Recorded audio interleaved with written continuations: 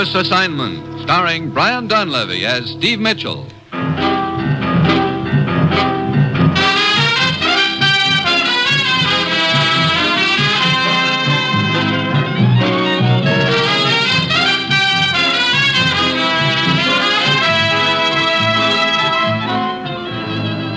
Yeah, danger is my assignment.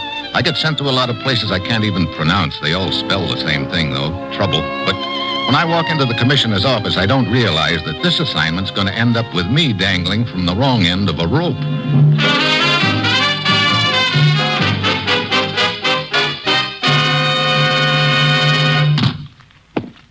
Well, here he is, Commissioner. Thanks, Ruth. Steve, I suppose I pulled you right out of a big deal, as usual. No, it was all very innocent this time, Commissioner. Matter of fact, I was down at the rifle range improving my marksmanship. What? Honest. Alone? Well... From where I stood, it looked like he was closing in on a target for tonight. That's what I thought. I'll have your plane ticket at my desk when you're ready, Steve. Okay, Ruth.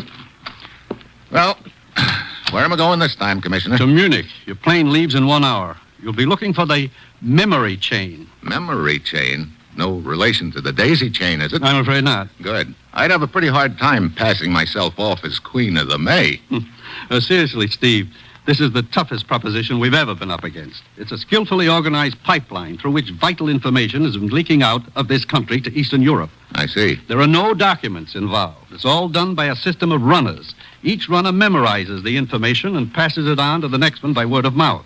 And right now, a vital chemical equation is somewhere along that pipeline. Uh-huh. Any idea how far along the chain it is by now? Yes. We caught up with the first runner in Lisbon, but 2 days too late. He'd already passed the message on. We then traced runner number 2 to Paris, but we were 6 hours too late there. Sounds like we're running a poor second all along the line. Yes, and I'm sending you over there to come in first for a change. We now have reason to believe that the next transfer point is Munich. And we have a tip that a woman named Eva Schaefer may be one of the runners. One of our agents is in Munich now, Kurt Allison. Now, Steve, get over there and work with him and then go anywhere and do anything you have to keep that equation from getting through. Well, that's it. You've got your assignment. Good luck.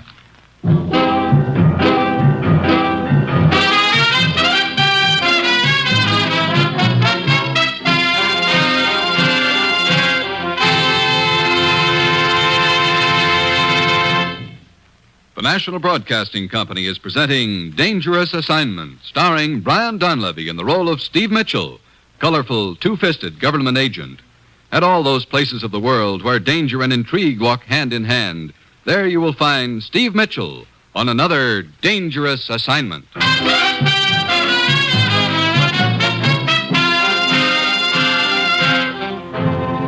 Sure, I've got my assignment. Just a simple matter of running over to Europe and trying to guess who's got a vital secret locked up in their head. This would be a great spot for a mind reader. Well, it's Thursday when my plane lands in Munich. I check around and learn that Allison is registered at the Königsberg Hotel. I head for his room. I've been expecting you, Steve. Commissioner told me you were coming.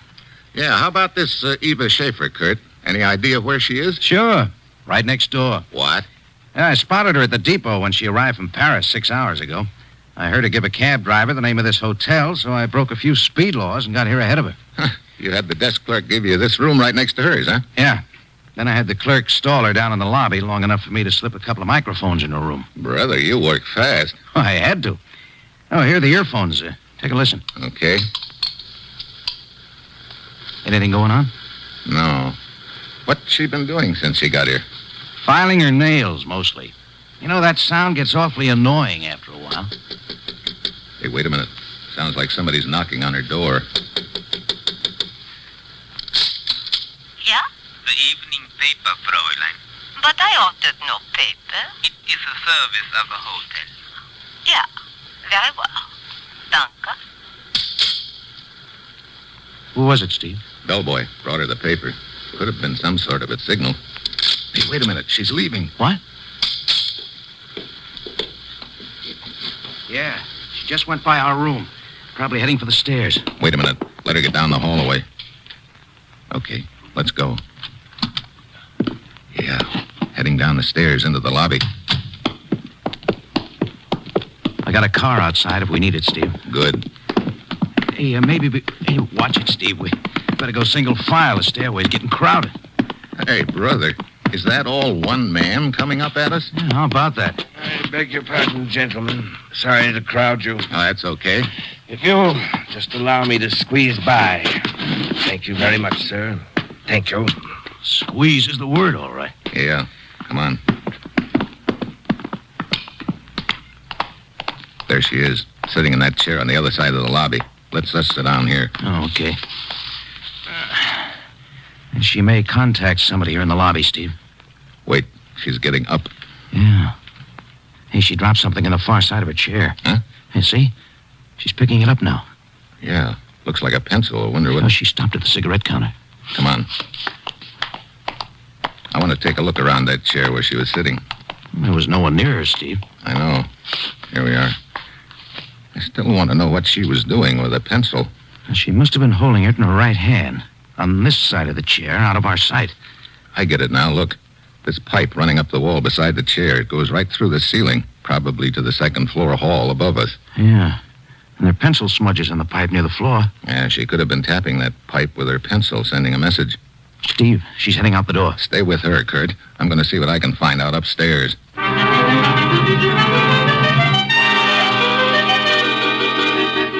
I head upstairs, 2 at a time. The second floor hall is dark, but I spot the pipe running up the wall, and then I hear a door close at the far end of the hall. I head in that direction fast, but when I get there, I see it's a door to the back stairway. I pound down the stairs and out into the alley, but there's no one in sight. So now I know a message has been passed on, and the runner's gotten away. I head for the street. Block and a half away, I see Kurt tailing the girl. He turns into another alley. I speed up then, as I'm half a block away. The shots are from the alley. I get there and turn in. There's Kurt, lying on the ground in front of me. Oh, it's my own fault, Steve. Come on, Kurt. I'll get you to a doctor. No, it's too late. Check on the girl, Steve. The girl. You know where she went? She should be down there at the end of the alley. Huh? I think I got her. I think... Kurt. But he's gone. I go down to the end of the alley, and the girl is there, all right. One look at her, I know she won't be transmitting any more messages. So now we've gotten 3 links to the chain. One in Lisbon, one in Paris, and one here in the alley in Munich. It leaves just one more, the most important one of all, the guy who's carrying the message right now. I head back to the hotel, and the desk clerk. Yeah, Herr Mitchell, what can I do for you? You can tell me if anybody's checked out of the hotel during the last few minutes. Has anybody checked out, he asks. There has been a regular exodus, 4 people. Who were they? And where did they go? 3 of them left for the Bauerbach Inn. Bauerbach Inn. Where's that? East of here, in the Alps, near the border. I see. 3 of them. Yeah, Fräulein Kent, most attractive young woman, I might add. Also, Herr Grippo. And finally, Herr Godel, the stout gentleman. You may have seen him around the hotel here. One cannot help noticing. Wait a minute. He must be the boy who was coming up the stairs when I was coming down. And that message was sent to the second floor, too. Upstairs, downstairs messages. I do not understand. Never mind. I think I do. Okay, thanks. Wait a minute. Yeah? You said 4 people left this hotel, but you only gave me 3 names. What about the 4th? Oh, yeah, I almost forgot. The 4th one was a woman. She left the hotel in quite a hurry. Oh? It was a very close thing. What do you mean? She went to the hospital. And this bird you talk about was not far behind. What bird? The stork. Oh, great. Well, see you later.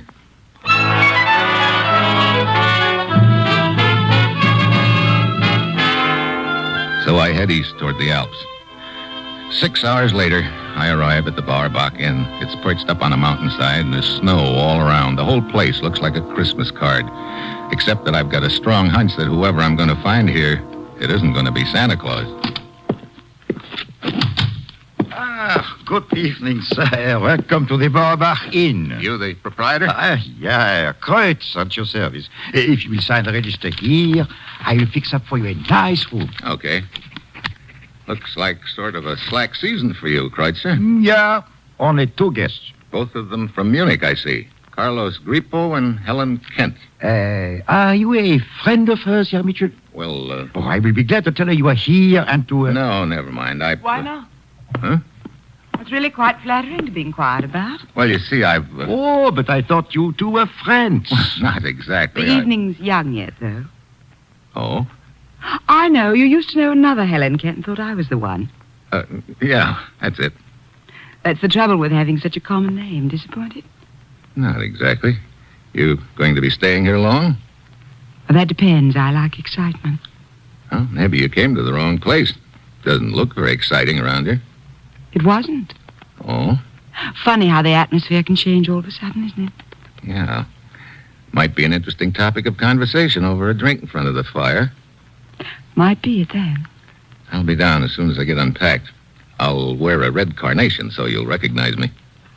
That really won't be necessary. I'm sure I'll remember you.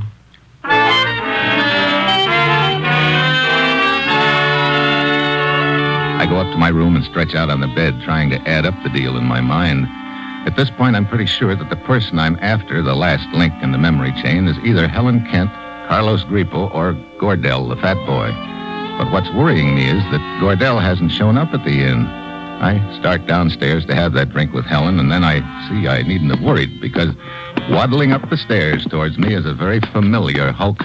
Excuse me, sir. If you will allow me to squeeze by you, But wait. I believe I have already squeezed by you earlier today, have I not, on the stairway in Munich? That's right. You've got a good memory. A photographic one. I pride myself on it, sir. Gordell is my name. Steve Mitchell. Delighted, sir. I look forward to making your acquaintance properly a little later downstairs under less cramped conditions. Until then, Mr. Mitchell. Until then, Mr. Gordell. Hail, hail, the gang's all here. Steve. Oh, Helen. Over here, by the fire. Okay, I didn't know you were with somebody. This is a friend of mine, Carlos Gripo. Carlos, Steve Mitchell. Hi. I am honored, Senor Mitchell. Helen, I thought we were to take a walk around. I'm really too tired. Carlos, be a dear and bring us all a drink. Well, look, I can get my own. Well, you don't mind. Do you, Carlos? Of course not, Helen. We'll be back shortly. Looks like your boyfriend isn't too happy about things. Carlos? Oh, he means well, but he's a little boring at times. You've known him long? Not very. He's frightfully rich, I understand. Comes from some part of South America. Seems to have made a hobby lately of following me around. Oh, well, I can think of worse hobbies. You know, I can think of much more interesting things to talk about than Carlos. Yeah, for instance? For instance, us. You on vacation here? No, I'm working. I take pictures for a European feature syndicate. I see. Well, that probably means you do a lot of traveling. Mm-hmm. How about you, Steve? What brings you here? Oh, vacation, mostly.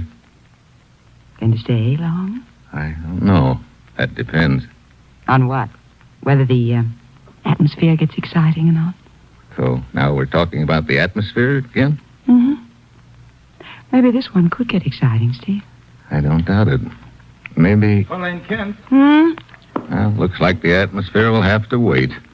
The innkeeper told me you wished to see me. I'm August, the guide. Oh, yes, August. This is Steve Mitchell. Mitchell? August? I wanted to find out if all the arrangements had been made. Yeah, we leave early in the morning. Good. Leave? Mm-hmm. We're going on a hike. Oh, where to? Oh, look, out the window there. You mean that mountain? Yeah, to the top. Brother, you've got ambition. Well, I think I can probably get some good shots along the way. Like to come, Steve? Me climb that thing? Oh, no, thanks. Well, it might be fun. Fun yet. You break your neck getting to the top, and what do you do when you get there? Well, then you're on top. Yeah, that's what I thought. You look on the other side, then you come down again. The climb, that is the thing. Not for me, it isn't. Wait a minute. You say you look over on the other side. What's on the other side? Another country. I see. Who all's going on this hike, anyway? Carlos and I, with August here's guide, of course. You know, I just changed my mind. I'd like to come with you. Wonder. What? Carlos, you dropped the drink. See, it was clumsy of me. I didn't even hear you come up. You were all so busy talking. Oh, what's the matter, Carlos? You disturbed at the thought of my going along on the hike? Probably no whiz at it, but I think I can hold up my end of things. We shall see, senor. Helen, may I speak with you for a moment? Yes, all right. Maybe later, Steve? Maybe. Helen, coming, Carlos. Well, Herr Mitchell, I suggest you get a full night's sleep. It'll be a hard climb tomorrow. Good evening, Mr. Mitchell. Oh, hello, Gordell. I beg your pardon, sir. Are you the guide? Yeah, I'm August. I've just learned of the proposed climb up the mountain in the morning. I would like very much to accompany the party, if I may. What? You? I don't know, Herr Gordell. A man of your size might find it a little difficult. I think you will find me surprisingly light on my feet. You really must want to get up that mountain bad, Gordell. On the contrary, Mr. Mitchell, I delight in acting upon the slightest whim. The more unpredictable, the better. That's an interesting way of looking at things. I'm quite certain our trip tomorrow will be equally interesting, Mr. Mitchell.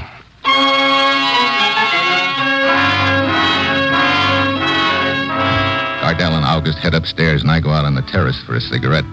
The night is dark and cold. I finish my smoke and turn to go inside. Then I hear a sound behind me. I whirl around. Something's flying through the air at me. I hit the deck. Something plunks into the wall over my head. A mountaineer's ice axe, the kind they use in climbing Alps. I scramble to my feet, but whoever chucked the axe is gone. So now the trail is heating up. I'll be climbing up that mountain tomorrow. I've got a strong hunch one of the members of the party will be doing his or her best to make sure that I come back down the mountain the hard way.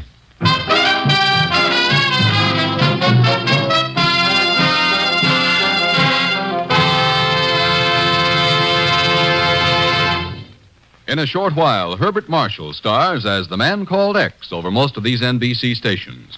It's 30 minutes of intrigue and danger in the far corners of the world as the man called X tracks down the enemies of his country wherever they may be hidden. He lives by his wits. His business is danger. He's the man called X. For top listening tomorrow night, it's Hedda Hopper with the latest news of Hollywood and show business, plus famous guest stars. Miss Hopper's popular column comes to life tomorrow on the Hedda Hopper Show.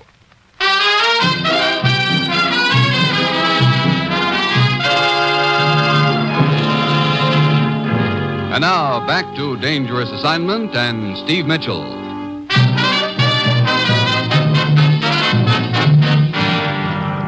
Are we all here? See, let us get started, August. Ready and waiting. This is a great time of morning to be starting a hike. It isn't even light yet. Oh, we must reach the top by noon if we're to get back before dark. August, can you get my camera and my knapsack? Yeah. There. Oh, thanks. Now, before we start, let us check the equipment. Mitchell? Yeah, you have everything. Oh, Herr Grippo? Yeah, you have... Oh, wait. Your ice axe is missing. What? Why, so it is. It must have slipped from my pack. Oh? Oh, it's no matter. Here's a spare. Thank you. Pretty careless of you losing a thing like an ice axe, Grippo. Or maybe it was more than carelessness. What do you mean by that, Mitchell? Oh, skip it. All right, everybody. Let us start.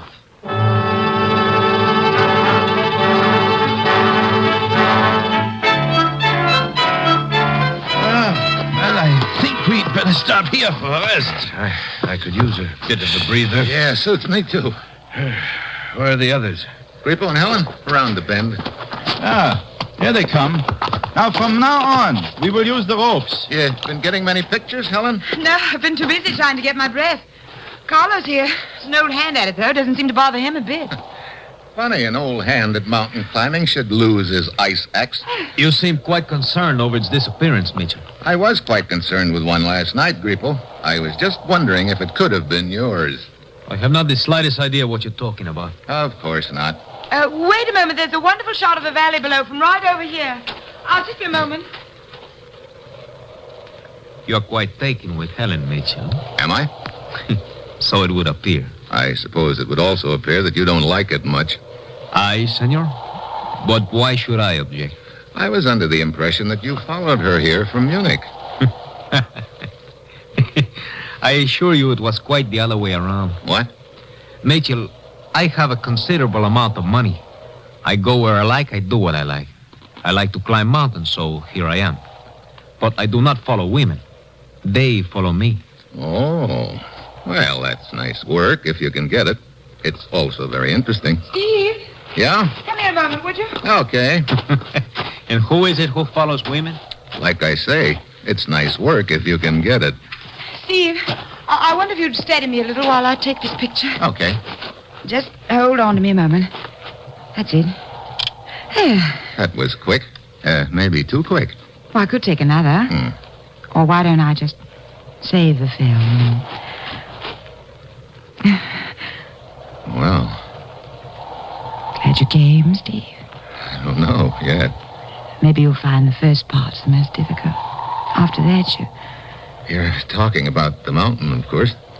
Yes, of course. Steve, Hey, we're getting sort of close to the edge. So we are. I mean the mountain. You sure? Yeah, Mitchell, Yeah. we are ready to move on. Okay. Come on, Helen. You know, maybe sometime we won't be interrupted at the wrong time. Yeah, we'll probably faint from shock. Be a pretty poor time to faint. We will have to use the rope for this next part of the climb and go single file. Okay, Hey, wait a minute. What is it? Don't tell me that's the next part of the climb. Oh, yeah. That's the Devil's Chimney, they call it. Brother, just like a tunnel and it goes straight up. Don't tell me you are afraid, Mitchell. Okay, I won't tell you, Grippo, but I am. You will see. It's not so bad as it looks. It couldn't be, August. How do we climb it? August has just been explaining it to me. It's called the back and knee technique, Mr. Mitchell. One puts his back against one wall, wedges his arms and knees against the other, and works himself up that way. All right, now snap the rope onto your belts, all of you. I'll lead the way. Herr Grippo is next, then Fräulein Kent, followed by Herr Gordel. Herr Mitchell, you will bring up the rear.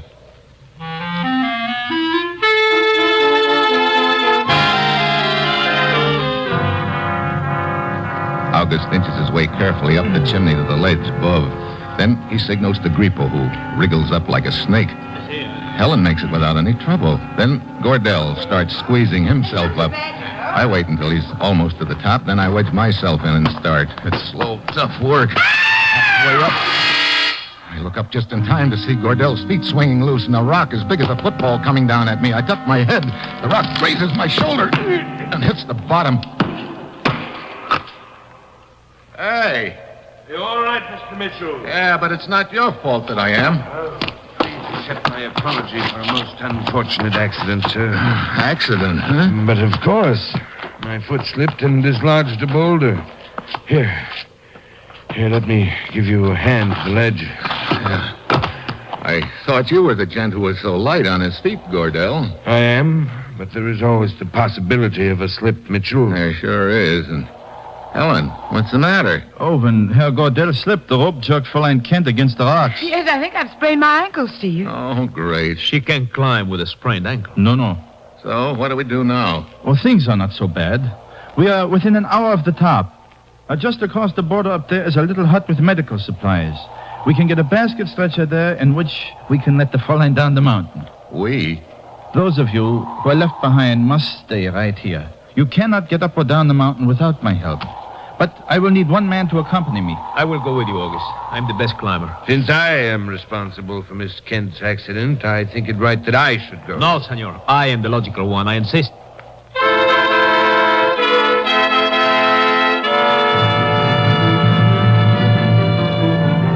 So Grippo and Gordel both want to go with August to the top, to the border.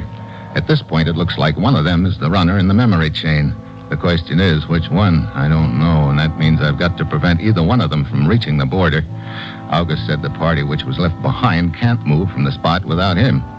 That means there's only one guy who should make that climb with August. I'm your boy, August. Yeah, you're the one I'll take, Herr Mitchell. But why? I am a better climber. And the obligation is mine. I say I will go with you, August. Herr Grippo, Herr Gordel, allow me to remind you that I am the guide. And I will take whom I choose. I choose Herr Mitchell. Come. Hurry back, Steve. I hope I don't come back in too much of a hurry. Around this bend, Herr Mitchell. Okay. You're probably wondering why I selected you to accompany me. I'm glad you did, August.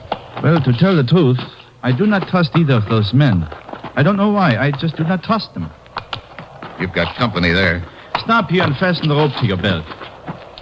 So, now we must work our way across this open face of rock. It'll be a short climb, but a difficult one. There are enough crevices in the rock for handholds. I will go first. Okay. I'll tell you when to follow. Observe where I place my hands and use the same handholds. Right. All right, come ahead. Oh, brother. This is like crawling across a bare wall. Proceed slowly. Keep your body flat against that rock. Do not look down.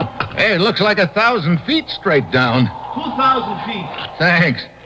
Hey, look, aren't we doing this the hard way? What do you mean? That little ledge about 15 feet below us.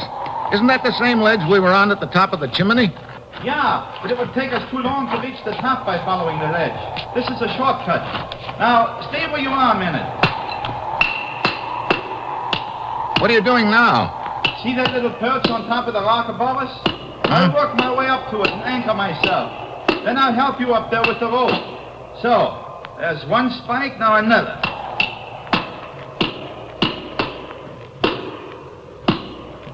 Brother, remind me never to do this again. All right, Mitchell. I'm up on top of the perch and I'm well anchored. Okay, I'll get going. Yeah, Mitchell, indeed you will. Hey, you pulled me loose. So I did. Now you are just dangling in the air at the end of that rope. What? Oh, great. So you're the last link in the memory chain. Yeah. And with you out of the way, I will carry the message to its final destination on the other side of the border. It'll do you no good to try to swing back and forth, Mitchell. You cannot pull me down with you. By leaning back, I can hold you until I choose to cut the rope.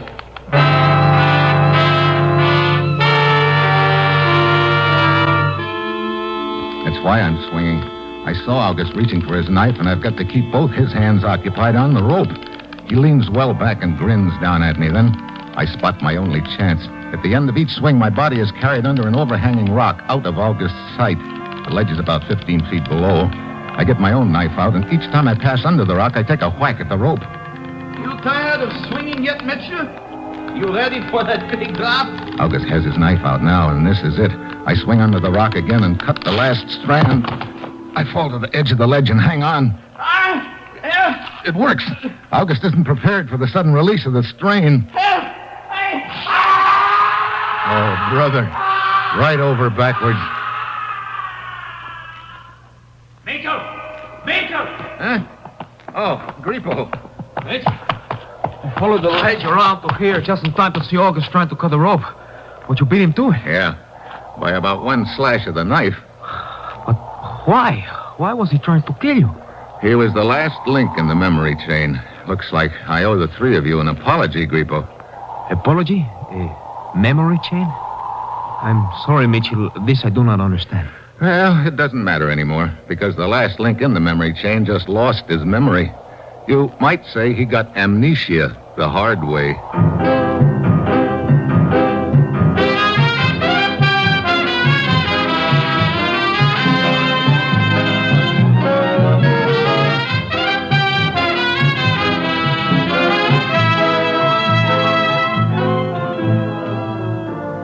Dangerous Assignment, starring Brian Donlevy as Steve Mitchell, is written by Bob Reif and Adrian Jonto, with music by Robert Armbruster, and is produced and directed by Bill Karn. Be with us again next Saturday when Brian Donlevy, starring in the role of Steve Mitchell, will embark on another dangerous assignment.